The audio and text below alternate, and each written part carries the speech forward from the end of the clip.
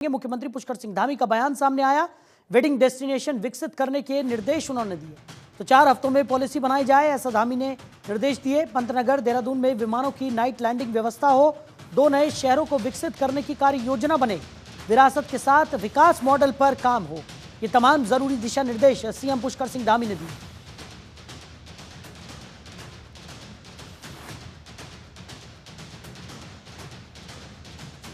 तो 4 हफ्तों में पॉलिसी बनाए जाने के निर्देश सीएम पुष्कर सिंह धामी की तरफ से दिए गए हैं। बड़ी खबर आपको बता रहे हैं। तो मुख्यमंत्री पुष्कर सिंह धामी का ये बड़ा बयान सामने आया, जहां उन्होंने वेडिंग डेस्टिनेशन विकसित करने के निर्देश दिए।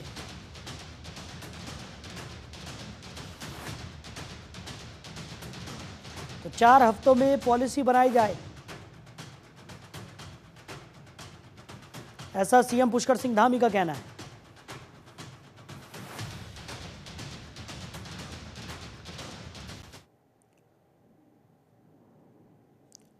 उधर जनवरी 2025 में समान नागरिक संहिता लागू होगी।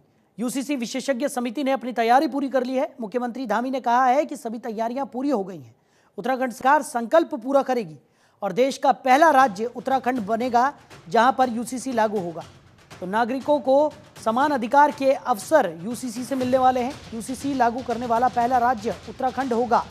यूसीसी को लेकर सीएम पुष्कर सिंह धामी ने कहा कि हमारी सरकार ने जनवरी 2025 में उत्तराखंड में समान नागरिक संहिता लागू करने का ऐतिहासिक फैसला लिया है। प्रधानमंत्री के कुशल नेतृत्व में उत्तराखंड यूसीसी लागू करने वाला देश का पहला राज्य बनेगा जहां यह संहिता लागू होगी। देश के संविधान निर्माता यूसीसी के प्रबल पक्षधर थे। उन्होंने समाज में समानता, न्याय और एकता को सुनिश्चित करने के लिए जो अपेक्षाएं हमसे की है, उन्हें पूरा करने के लिए हम पूरी तरह से प्रतिबद्ध हैं।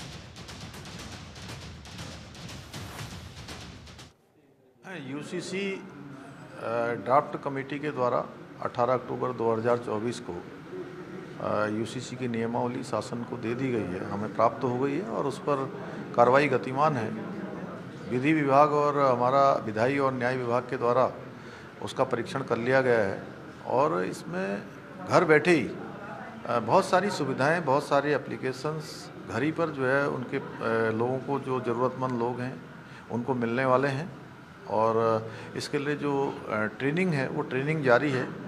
1 माह के अंदर ट्रेनिंग पूरी हो जाएगी और हमने ये तय किया है कि जनवरी माह में, जनवरी 2025 में पूरी तरफ से हमारे सारे कार्मिक भी, सारी उनकी ट्रेनिंग भी पूरी हो जाएगी, सभी प्रकार की तैयारियां पूरी हो जाएंगी और हम इसको लागू कर देंगे। 1 नेशन और 1 इलेक्शन बहुत ही क्रांतिकारी फैसला है और चूँकि बार बार चुनाव होने के कारण से बार बार आचार संहिता का सामना करना पड़ता है। अलग अलग कभी चुनाव होते हैं, कभी निकाय के चुनाव, कभी पंचायतों के चुनाव, कभी सहकारिता के चुनाव और कभी विधानसभा और लोकसभा के चुनाव भी अलग अलग से होते हैं। तो बहुत समय भी लगता है, बहुत सारे संसाधन भी लगते हैं और बहुत सारा धन भी खर्च होता है। तो इन सब से इनकी बचत होगी और समय बचेगा, धन का भी जो है इतना खर्चा बचेगा। तो निश्चित रूप से बहुत क्रांतिकारी कदम है। मैं आदरणीय प्रधानमंत्री जी का बहुत अभिनंदन करता हूँ, बहुत उनको बधाई देता हूँ कि देश के लिए एक मील का पत्थर साबित हो गया।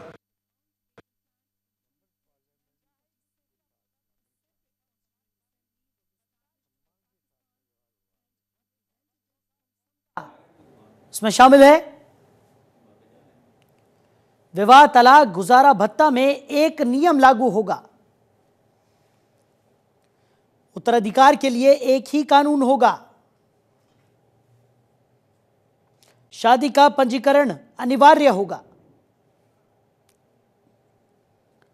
विवाह के लिए मान्य नियम जरूरी होंगे।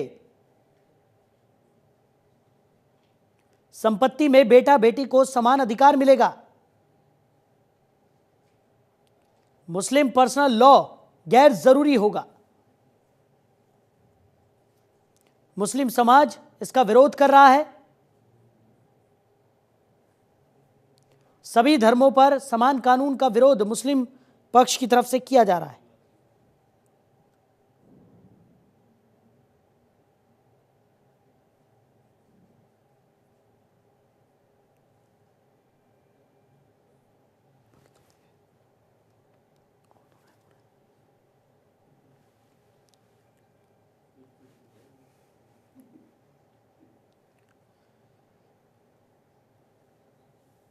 तो यूसीसी यानी समान नागरिक संहिता लागू करने की बात केंद्रीय गृह मंत्री अमित शाह ने संसद में भी दोहराई। हालांकि अमित शाह ने यह बात बीजेपी शासित राज्यों के लिए ही कही है और उदाहरण दिया है कि उत्तराखंड, जहां पर बीजेपी की सरकार ने इसे प्रायोगिक तौर पर लागू किया है। तो अमित शाह ने यह ऐलान ऐसे वक्त में किया है जब दिल्ली में जल्द ही विधानसभा के चुनाव होने जा रहे हैं। निश्चित रूप से इसका मकसद चुनाव के दौरान हिंदुत्व के एजेंडे को आगे बढ़ाना है। ऐसा इसलिए भी क्योंकि महाराष्ट्र और हरियाणा चुनाव में बीजेपी को हिंदुत्व का मुद्दा उछालने का फायदा भी मिला है, लेकिन झारखंड में बीजेपी को हिंदुत्व की राजनीतिक लाइन का बिल्कुल भी फायदा नहीं मिला। जबकि झारखंड विधानसभा चुनाव में बीजेपी के संकल्प पत्र में भी यूसीसी को शामिल किया गया था और लगे हाथ ये भी साफ किया गया था कि यूसीसी लागू किए जाने से आदिवासी समुदाय अप्रभावित रहेगा। यूसीसी को लेकर उच्च शिक्षा राज्य मंत्री देवेंद्र भसीन ने कहा कि यूसीसी को लागू करने की दिशा में उत्तराखंड बीजेपी शासित राज्यों के लिए एक मॉडल बनकर उभरा है।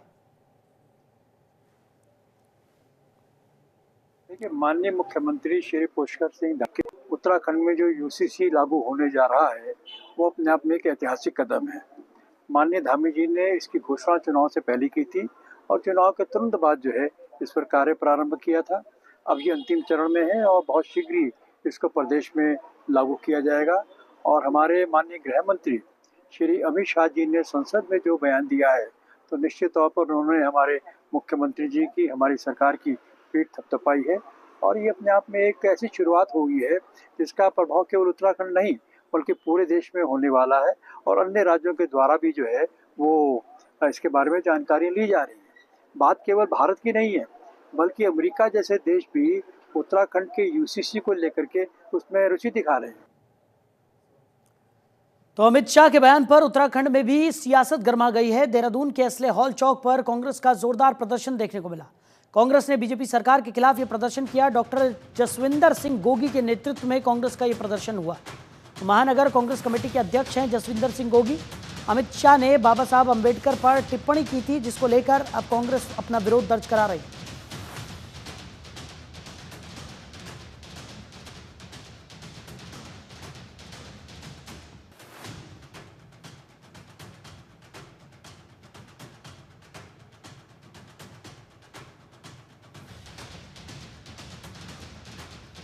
तो उत्तराखंड में केंद्र सरकार के खिलाफ कांग्रेस के विरोध प्रदर्शन के दौरान पुलिस के साथ मामूली हाथापाई में पार्टी के प्रदेश अध्यक्ष करण महारा का सिर जमीन से लग गया, जिससे वो बेहोश हो गए। प्रदर्शन के साथ गया जिससे थोड़े समय के लिए मैं बेहोश हो गया था। बता दें कि कांग्रेस ने महंगाई, बेरोजगारी, भ्रष्टाचार और उद्योगपति गौतम अडानी के खिलाफ कार्रवाई की मांग को लेकर यहां राजभवन कूच का आयोजन किया था। इस दौरान कांग्रेस ने बीजेपी की केंद्र और राज्य सरकार पर जमकर निशाना साधा। कई मुद्दों पर बीजेपी सरकार और मोदी को घेरने के लिए कांग्रेस ने देहरादून में राजभवन कूच किया। इस दौरान करण महारा ने बीजेपी पर अडानी से गठजोड़ और मणिपुर हिंसा मामले में पीएम मोदी पर चुप्पी साधने का लगाया है।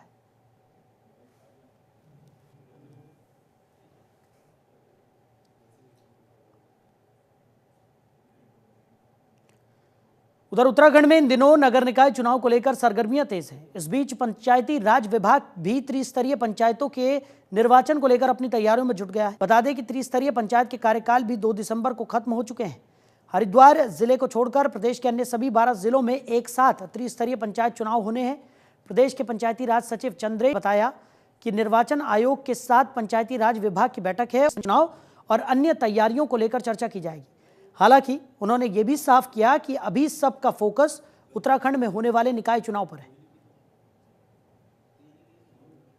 पंचायत चुनाव को लेकर हमारी तैयारियां चल रही हैं, लेकिन पहले सरकार की प्राथमिकता नगर निकाय के चुनाव को संपन्न कराना है। उसकी नगर निकाय जो नगर विकास विभाग है उसके द्वारा अपनी तैयारियां की जा रही हैं। जहां तक पंचायती राज के त्रिस्तरीय चुनाव का संबंध है, आज हमारी उनके साथ बैठक है। उसमें जो आगे की कार्रवाई है उसके बारे में निर्णय किया जाएगा। उधर आम आदमी पार्टी ने उत्तराखंड में निकाय चुनाव की तैयारियां शुरू कर दी हैं। आपने दिल्ली की तर्ज पर उत्तराखंड में भी विकास पार्टी ने 15 गारंटियों के पर्चे जारी किए। साथ ही आम आदमी पार्टी के कार्यालय का शुभारंभ भी किया गया। प्रदेश अध्यक्ष SS कलेर ने बताया कि निकाय चुनाव में आम आदमी पार्टी पूरी तैयारी के साथ उतर रही है। मेयर, चेयरमैन और वार्ड मेंबरों के पदों के लिए प्रत्याशियों की तलाश की जा रही है, जिसके लिए पैनल तैयार किया गया है। वहीं जिलाध्यक्ष हर्ष सिरोही ने कहा कि निकायों में विकास के मुद्दों को लेकर हम हर वार्डों में जाएंगे, जिसमें चिकित्सा को लेकर मोहल्ला क्लिनिक, शिक्षा को लेकर विचार करेंगे। कर चुके हर्ष रोई जी, DS कोलिया जी और साथ में अब्दुल कादर भाई पांडे जी, काफ़ी साथी हैं यहाँ, मैं नाम किस किस का लूँ, काफ़ी साथी यहाँ तैयारी कर चुके हैं। इन्होंने आज ऑफिस यहाँ चुनाव को लड़ाने के लिए एक ऑफिस खोला है और बहुत जल्दी हम ये कह रहे हैं पैनल में नाम भेज रहे हैं आपकी नगर निगम के चेयरमैन उसके लिए मेयर के लिए और प्रत्याशियों के लिए जो वार्ड का पार्षद होंगे उनके पैनल से भेज रहे हैं और इनको देखते हुए मैं इनकी ऑफिस का उद्घाटन करने आया था। बहुत बहुत धन्यवाद। आज आम आदमी पार्टी हल्द्वानी में एक कार्यालय का उद्घाटन किया है आम आदमी पार्टी ने। और देखिए जिस तरीके से निकाय के लिए हम लोगों ने पहले भी कहा था कि हम संगठन से मजबूत है और हमारा संगठन पूरी तरीके से तैयार है और हम निकाय चुनाव में पूरी तैयारी के साथ उतरने के लिए रेडी हैं। अब इसी की तैयारी के लिए हमने ये कार्यालय का ओपनिंग की है। यहाँ पे मेरे साथ में मौजूद है हमारे प्रदेश संगठन मंत्री DS कौटलिया जी, साथ में मौजूद है हमारे प्रदेश उपाध्यक्ष अल्पसंख्यक मोर्चा अब्दुल कादिर जी, संगठन मंत्री जी मेरे साथ में है आपका पंकज कुमार जी। हम लोगों ने पूरी तरीके से तैयारी कर ली है। जिस तरीके से भी आया है आरक्षण का कि कहाँ कहाँ पर आरक्षित सीट होनी है, तो हम उसी के समीकरण बना रहे हैं। आज भी हमारे पास कुछ नाम आए हैं जो निकाय चुनाव के लिए तैयारी करना चाहते हैं, हमारे साथ में लड़ना चाहते हैं, तो उसी की लिस्ट बहुत जल्दी हम लोग जारी करने जा रहे हैं। और उसी के पर्पस के लिए आज हमारे प्रदेश अध्यक्ष जी भी यहाँ पे मौजूद थे जिन्होंने इसका उद्घाटन किया है कार्यालय का, और उसी पर्पस पे हम लोग आगे भी काम पे लगे हुए हैं। हाँ बिल्कुल, उसमें साफ साफ नज़र आ रहा है कि जिस तरह से इन्होंने अपने अपने कैंडिडेट्स को फ़ायदा पहुंचाने के लिए आरक्षण की जो व्यवस्था करी है उसमें साफ नज़र आ रहा है। और दूसरी पार्टियों को हतोत्साहित करने के लिए, उनकी तैयारियों पे प्रश्न चिन्ह लगाने के लिए इन्होंने ये सारा खेल रचा है। और जिस तरह से, और खुद बीजेपी ने तो अपने खुद के कार्यकर्ताओं को धोखा दिया है। इसमें ऐसे भी लोग हैं जो बहुत नाराज़ हैं, जिनकी तैयारियां थी, अपने अपने हिसाब से उन्होंने अपने क्षेत्र में तैयारी कर रखी थी और इन्होंने जो है उनको बिल्कुल सड़क पे छोड़ दिया है। तो ऐसे बहुत सारे लोग कांग्रेस बीजेपी से हमारे संपर्क में हैं जो वहाँ से नाराज़ हैं। वो कह रहे हैं कि ठीक है, इन्होंने अगर ये सब धोखेबाजी हमारे साथ करी है तो इसका मतलब है अब तो हम पार्टी के साथ खड़े नहीं हो सकते। आगे बढ़ते हैं और आपको सीधा लिए चलते हैं सतपुली, जहां पर उत्तराखंड के मुख्यमंत्री पुष्कर सिंह धामी मौजूद हैं। सिंचाई विभाग के हमारे मुख्य अभियंता HOD श्री सुभाष चंद्र जी पांडे जी और सभी यहाँ पर आए हुए सभी अधिकारीगण, सभी कर्मचारीगण, मेरे सभी बड़े बुजुर्ग और सभी उपस्थित माताएं बहनें, मेरे सभी नौजवान साथियों, उपस्थित हमारे मीडिया के मित्र, पत्रकार मित्रों, छायाकार बंधुओं, मैं सबसे पहले आप सबको वीरपुरिया नैथानी की इस कर्मस्थली को प्रणाम करता हूं।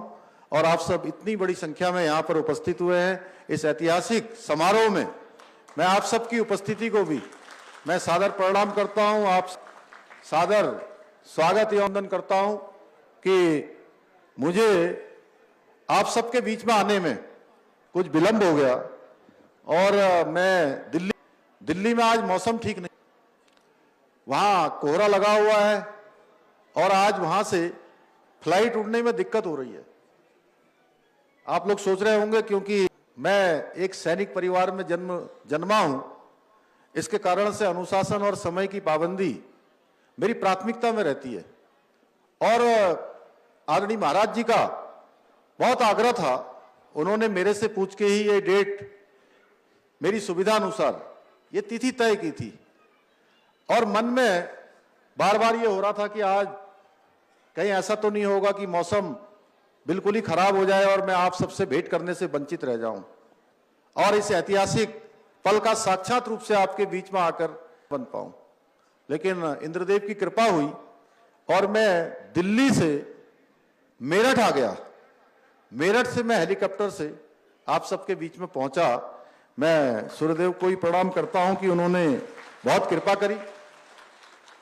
आज प्रकृति की गोद में इस पौराणिक क्षेत्र में आप सबके बीच में आकर मुझे अत्यंत खुशी हो रही है। मैं देख रहा हूं कि पूरी सड़कों में जब आदरणीय महाराज जी और हम आ रहे थे तो मैं देख रहा था कि वास्तव में इस झील के बनने से, यहाँ की इन योजनाओं के पूरा होने पर निश्चित रूप से क्षेत्र बिल्कुल बदलने वाला है।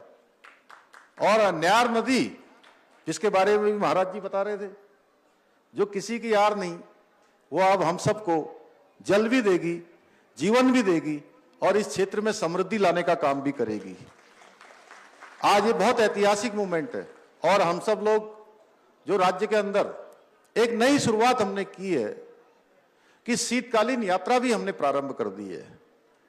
हमारे चारों धामों के आशीर्वाद से, हमारे यहाँ के देवी देवताओं की कृपा से, भगवान की कृपा से, आप सबकी शुभकामनाओं से यह भी हमारे लिए उत्तराखंड में बहुत ऐतिहासिक काम हो रहा है कि अब जो यात्रा केवल हमारी यात्रा के समय में होती थी, अब वो यात्रा केवल 6 महीने की, 5 महीने की न होकर अब ये यात्रा भी पूरे वर्ष भर की होने वाली है। और मैं आपको अंतर बताऊं, आप सब देखिए, अगर हम देवभूमि उत्तराखंड के लोग सच में धरती के स्वर्ग में रहते हैं, इसका आभास हमें तब होता है जब हम यहां से दिल्ली जाते हैं, यहां से हम मुंबई जाते हैं, बड़े बड़े शहरों में जाते हैं। तो आप सच बताऊं, आज सवेरे सवेरे में दिल्ली का जो EQI है उसको चेक कर रहे थे कि आज प्रदूषण कितना है, तो आपको जानकर हैरानी होगी कि आज प्रातःकाल 480 प्रदूषण वहां पर था। एक भट्टी से जिस प्रकार से निकलता है उस प्रकार की स्थिति आज दिल्ली में हो रही है। और उत्तराखंड के अंदर आज देखिए इतनी सुनहरी धूप है। अभी महाराज जी कह रहे थे हम एक विज्ञापन दे सकते हैं कि आप उत्तराखंड में आइए और आप सनशाइन फ्री यानी कि धूप फ्री में लीजिए, ये हम लोगों से कह सकते हैं। आइए और आप जो है मुफ्त में अच्छी हवा, शुद्ध हवा यहां से लीजिए, शुद्ध पानी यहां का पीजिए और अध्यात्म का आनंद लीजिए। अपने अंदर शक्ति और ऊर्जा को भरकर यहां से वापस जाइए। भाइयों बहनों, ये आज का दिन इसलिए भी महत्वपूर्ण है कि आज लगभग 172 करोड़ रुपए से भी अधिक की लागत की अनेक योजनाएं आज यहां पर लोकार्पण और शिलान्यास हुआ है। और ये सभी योजनाएं हमारे जनपद के लिए, विधानसभा क्षेत्र सतपुली के लिए, ये आने वाले समय में। तो सीएम पुष्कर सिंह धामी को आप सुन रहे थे, सतपुली में संबोधित कर रहे थे, जहां उन्होंने सतपुली झील का शुभारंभ किया और साथ ही साथ भ्रमण कार्यक्रम में भी हिस्सा लिया। चलिए आगे बढ़ते हैं। उत्तराखंड में आपदा जैसी स्थितियों से निपटने के लिए आपदा प्रबंधन विभाग लगातार अपनी तैयारियों में जुटा है। आपदा प्रबंधन सचिव विनोद कुमार सुमन ने बताया कि जिन क्षेत्रों में आपदा जैसी स्थितियां ज्यादा देखने को मिलती हैं, उन क्षेत्रों में स्थानीय लोगों को ट्रेनिंग दी जा रही है।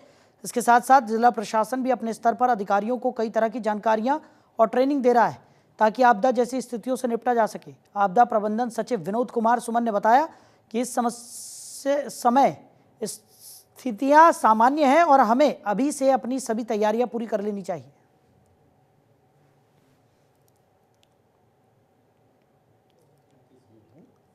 हमारा प्रयास है कि जब आपदा का समय नहीं है तो उसमें हम लोग तैयारी का समय मानते हैं इसको, और जितनी अच्छी तैयारी होती है उतना अच्छा हम आपदा में मैनेज कर पाते हैं। तो उसी के क्रम में इसमें ट्रेनिंग का कार्य चल रहा है, सभी जनपद के द्वारा किया जा रहा है। अब हमारा प्रयास है कि स्कूलों में या जन समुदाय तक या जिस जगह ज़्यादा आपदा आती है वहाँ पे हम ट्रेनिंग करावें। उस दिशा में कार्रवाई चल रही है और उसको थोड़ा सा एग्रेसिव तरीके से करने की प्लानिंग चल रही है। अभी योजना बन रही है हमारी, बहुत जल्दी। तो हरिद्वार पुलिस के नशा मुक्त देवभूमि 2025 अभियान के तहत एसएसपी के निर्देश पर कोतवाली रानीपुर पुलिस ने बड़ी कार्रवाई की। पुलिस ने फरार आरोपी निखिल को गिरफ्तार कर उसके कब्जे से 2 किलो गांजा बरामद किया है। आरोपी के खिलाफ एनडीपीएस एक्ट के तहत मामला दर्ज किया गया है। पूछताछ में निखिल ने खुलासा किया कि वो स्ट्रीट शीटर इरफान उर्फ राजा से गांजा लेकर नशा करने वालों को बेचता था। पुलिस पहले ही इस मामले में 2 आरोपी, एक को जेल और दूसरे को बाल सुधार गृह भेज चुकी है। मुख्य आरोपी इरफान उर्फ राजा की तलाश जारी है।